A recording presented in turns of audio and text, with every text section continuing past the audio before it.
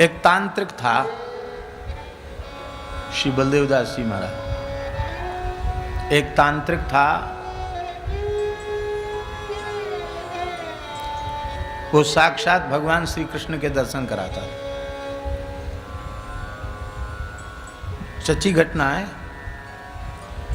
उसके आवाहन करते ही श्री कृष्ण मुरली लेकर आ जाते थे। कारी कमरिया, घुंघराले के, सुंदर नेत्र, जैसा वर्णन है ना सुंदरता का, वैसी ही सुंदरता। और त्रिभंग ललित होके बांसुरी बजाने लग जाते।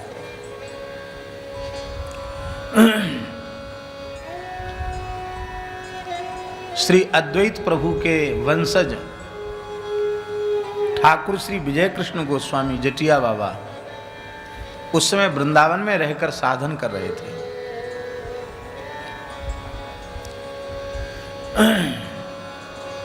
श्रीमन महाप्रभु जी की परंपरा के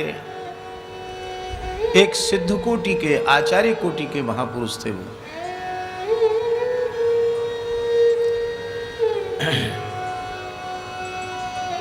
तो उन्होंने जब सुना कि भगवान का दर्शन कराता, चलें दर्शन करने। उस तांत्रिक से वो मिले, हाँ हाँ कराते हम दर्शन, 12 बजे रात्रि को आ जाना। वृंदावन की बात है, वो केसी घाट पर रहता था। वो तांत्रिक जो था साधु वेश में ही था। वो केसी घाट पर रहता था और ठाकुर विजय कृष्ण गोस्वामी को दर्शन कराने के पीछे उसका स्वार्थ क्या था जानते हैं? कि बड़े प्रभावशाली हैं, इनके पास दूर दूर से बंगाल से आते हैं, तो ये हमारा प्रचार कर देंगे, हमारी दुकान बढ़िया चल जाएगी। ये उसके भीतर उसका स्वार्थ था।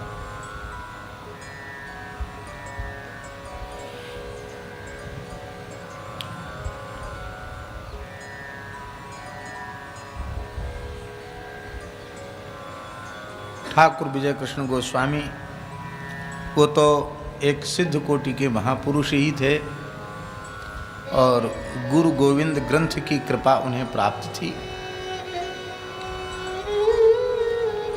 आप विचार करें उनकी कैसी स्थिति होगी अंतःकरण की कि स्वयं श्रीमद् चैतन्य महाप्रभु ने वृंदावन में दर्शन देकर उनको महामंत्र का उपदेश किया था। षोडशाक्षर महामंत्र जो है, षोडश नाम वाला 32 अक्षर का महामंत्र हरे कृष्ण महामंत्र, उसका स्वयं महाप्रभु जी ने उपदेश किया था। तो महाप्रभु जी का प्रत्यक्ष दर्शन, वार्तालाप, उनके द्वारा मंत्र का उपदेश है तो साक्षात नित्य गोलोक बिहारी श्री कृष्ण की प्राप्ति है। ऐसी थी उनकी अंतःकरण की स्थिति। और ठाकुर विजय कृष्ण गोस्वामी वहाँ जब गए और उसने एक घंटी बजाई, एक धूप जलाई और घंटी बजाई।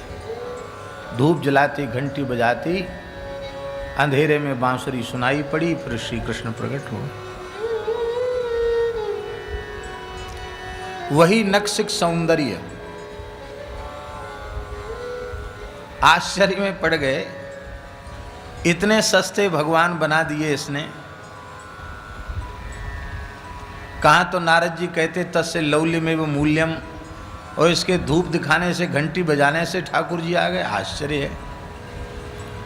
लेकिन वे विचार करने लगे कि भगवत साक्षात्कार के काल में भक्त के अंतःकरण की स्थिति कैसी होती है। शास्त्रों में वर्णन है, गुरुजनों से सुनी हुई है। तो भगवत साक्षात्कार के काल में जैसी हमारी अवस्था होनी चाहिए वो अवस्था तो हो नहीं रही है।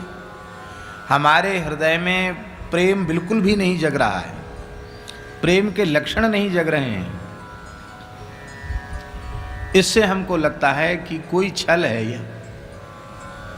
तो उनको तुरंत स्मरण में आया कि ऐसा कोई छल साधक के साथ होने लग जाए तो बड़ी तीव्रता से गुरु मंत्र का जप करना चाहिए।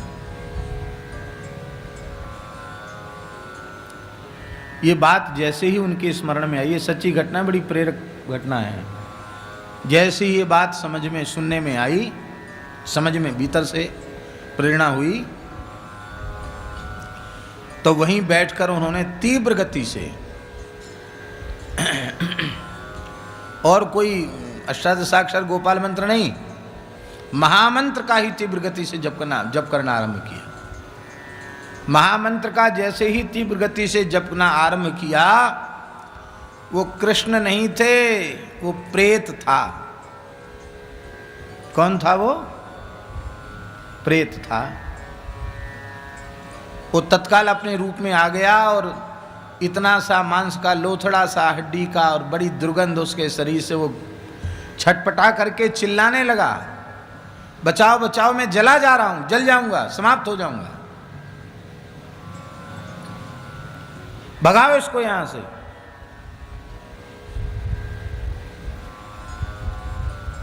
आपने उस तांत्रिक को फटकारा और कहा, भोले भाले लोगों को तुम ठगते हो। वो सब कुछ भाई भगवान के साक्षात्कार करा दिए तो वो तो पक्का भगत हो गया, और भूत प्रेत देव योनि के तो होते ही हैं, भूत भविष्य भी बता देते हैं।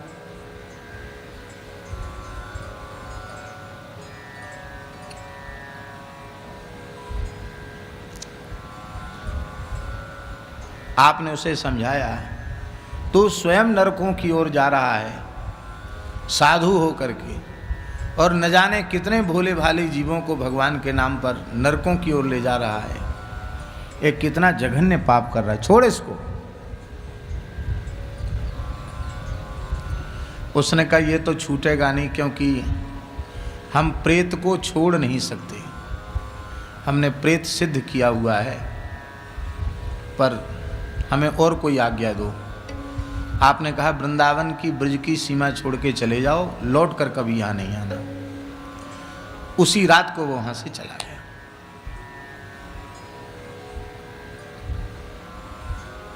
आप लोग कहेंगे प्रेतों में ये शक्ति, हाँ होती है।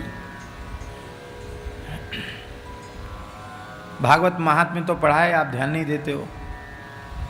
गोकर्ण जी आकर के जब अपने खंडहर हो चुके घर में आसन लगाया उन्होंने, तो धुंधकारी उनके सामने आया। क्वचित इंद्र लिखा उसमें, कभी इंद्र बन जाता था वो। अब इंद्र कोई सामान्य देवता, देवराज है, कभी आग बन जाता, कभी वरुण बन जाता, कभी इंद्र बन जाता। क्वचित धस्ती, कभी हाथी बन जाता, कभी भैंसा बन जाता। ऐसा लिखा है कि नहीं लिखा है?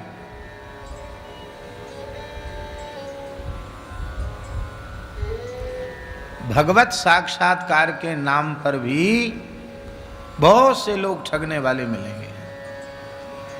इसलिए गीता, भागवत, रामायण, विनय पत्रिका, भक्तमाल, ये जो हमारे आर्ष ग्रंथ हैं, इन ग्रंथों ने, भगवत प्राप्त महापुरुषों ने जो भजन की पद्धति बताई है, उसी पद्धति से भजन करना चाहिए। अपने गुरुजनों की आज्ञा को ही सर्वोपरि मान करके साधन करना चाहिए। तमाम लोग मिलेंगे कि तुम ये साधन करो, ये साधन करो, ये साधन करो, पर अपनी इच्छा से कोई साधन न करे, अपने गुरुजनों से पूछ करके ही साधन